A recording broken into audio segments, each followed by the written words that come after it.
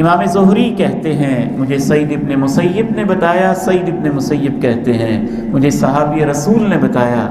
جناب ابو ہریرہ کہتے ہیں کہ اللہ کے رسول نے ارشاد فرمایا والذی نفسی بیدہ، مجھے اس ذات کی قسم ہے جس کے ہاتھ میں میری جان ہے، ایک وقت آئے گا ابن مریم نازل ہوں گے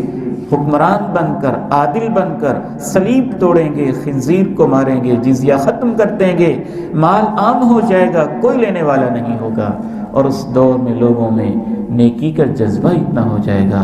کہ ایک سجدہ پوری دنیا سے لوگوں کو پیارا لگے گا،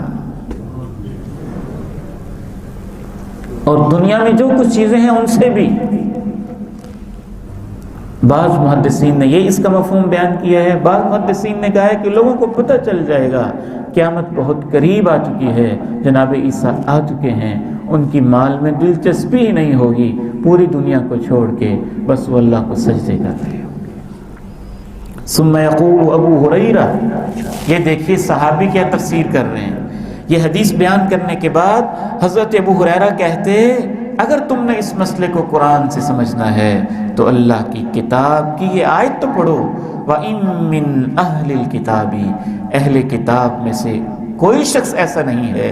إِلَّا لَيُؤْمِنَنَّ بِهِ قَبْلَ مَوْتِهِ، وہ حضرت عیسیٰ کی موت سے پہلے ان پر ضرور ایمان لائے گا۔ وَيَوْمَ الْقِيَامَةِ يَكُونُ عَلَيْهِمْ شَهِيدًا،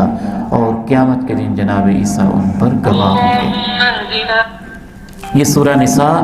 آیت نمبر 159، حضرت ابو ہریرہ رضی اللہ تعالیٰ عنہ باقاعدہ تلاوت کرتے کہ یہ مسئلہ قرآن میں بھی ہے۔